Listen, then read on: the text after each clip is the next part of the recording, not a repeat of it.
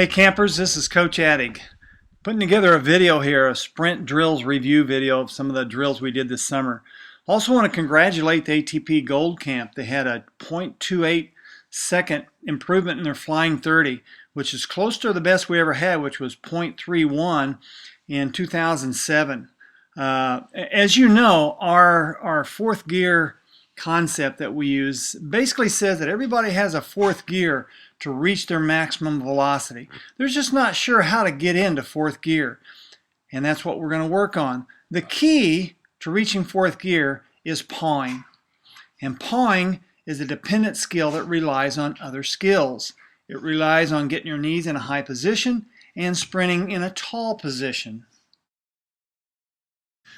High knees is also a dependent skill. It relies on the athlete being able to tuck their hips in a good position, line the heels properly, locking the ankles, and driving in a down and back direction. Sprinting tall, on the other hand, is an independent skill and relies on a good tall upright posture and landing in a tall position.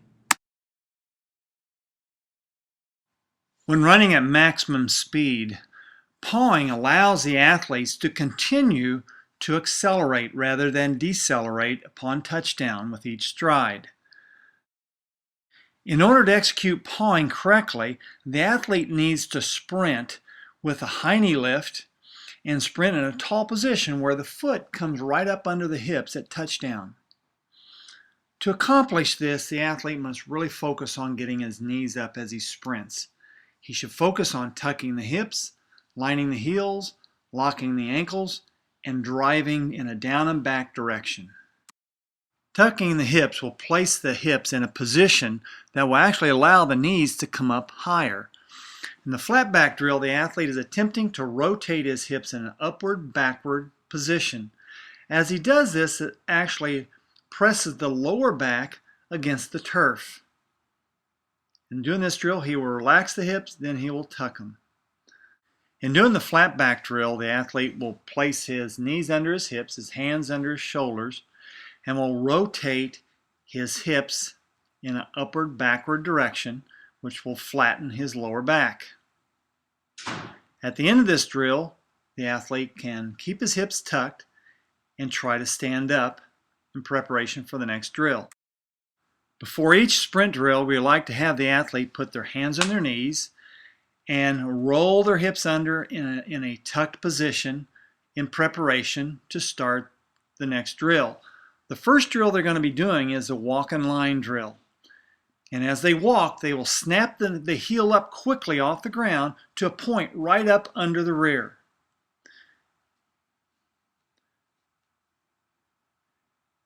In doing this, they're actually trying to create a straight line from the ground to that point up under the rear. This allows the knee, if the hips are tucked, to finish in a high position. This next drill is a march and line drill. The objective of this drill is to work on tucking the hips and lining the heels.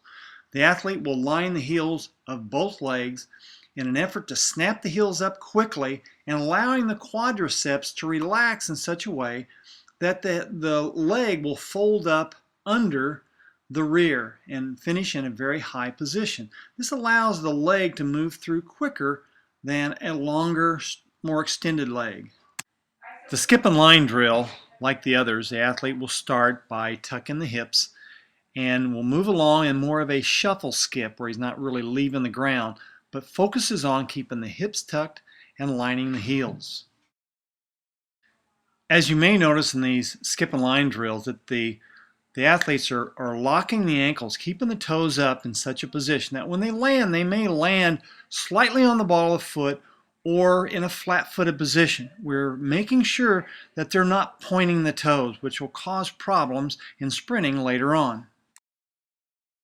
The drop and swing drill started by holding the arms up and allowing gravity to pull them down, create momentum, then allow them to stop on their own. And we'll start it again. Drop the arms, allow gravity and momentum to kind of take over, staying relaxed and just nice, smooth swing of the arms. And at some point, the athlete will bend the elbows about 90 degrees, and this should allow the arms to speed up somewhat. This particular athlete is a little bit tense and doesn't relax in a way to make the action as smooth as it could be.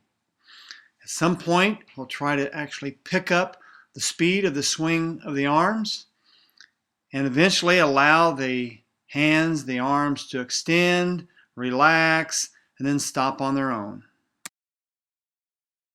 The jog and line drills perform while jogging. Just like in the walk and line drill, we're lining the heel of one leg only. The athlete will jog along a couple strides and line the left leg every other time that he takes a stride, then turn around and do it with the right leg. The focus is to maintain hip position and create a quick lining action with the heel that he's lining upward. The pump and line drill is similar to the high knee lift drill. But in this case, our focus is not getting the knees up just any way we can, but it's to tuck the hips that allows the knees to finish high and lining the heels in such a way that allows the knee to move smoothly in an energy efficient way where we're not having to work too hard to get the knees up.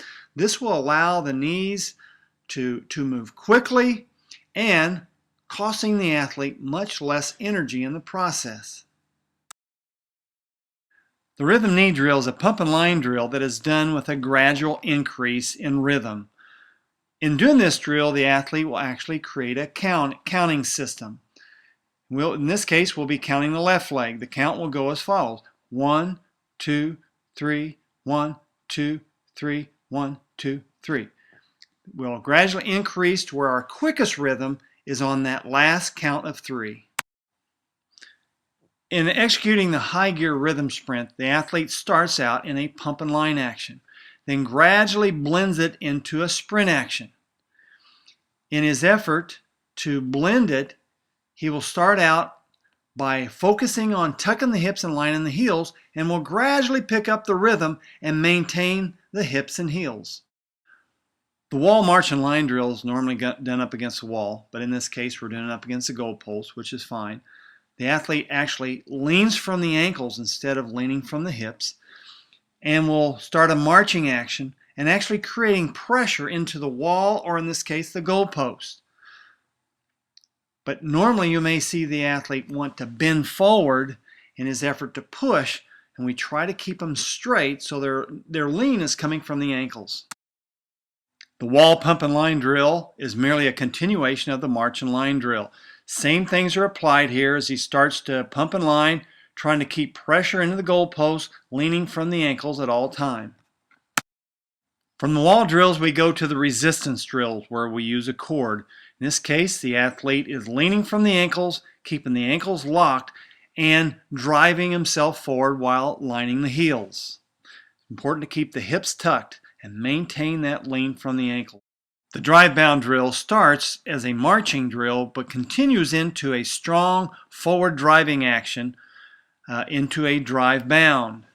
Each bound is finished with a high knee position and a complete extension of the back leg.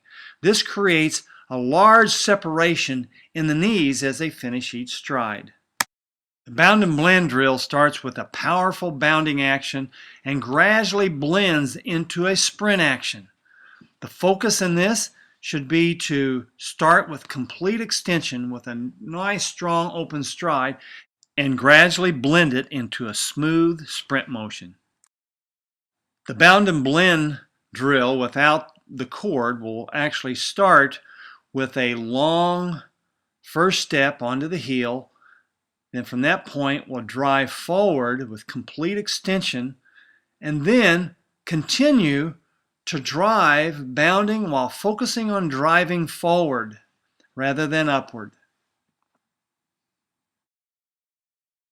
This drill, as I see it, may be one of the more important drills. We continue to try to focus on a large, strong driving stride, keeping the ankles locked and driving forward. In the bound and blend drill, the athlete will start with a strong open stride by bounding for 10 yards, then gradually blending it into a sprint action. He'll load up the first step, drive for 10 yards, and pick up the rhythm, keeping the hips tucked and lining the heels at the end. The low gear rhythm sprint is different from the bound and blend in that the athlete only gets 2 bounding strides before he starts to blend into a sprint action. In the next clip done in regular motion, the athlete will start with a strong load step, get 2 powerful bounding strides, and gradually pick up rhythm, focusing on sprinting in a tall position. The next 2 drills are used to strengthen the lower abdominals, which helps the athlete tuck the hips. In this particular drill, the flat back heel slide is a drill where the athlete is lying on his back, tucks his hips, and as he's doing it, slides the heel of one leg downward and back. When he straightens the leg out, this puts extra pressure on the lower abdominal muscles. In this drill, he's doing what we call a lock step, keeping the legs locked in a position, creates more resistance as he's swinging the leg upward. This puts a lot of pressure and stress on the lower abdominals, making them stronger.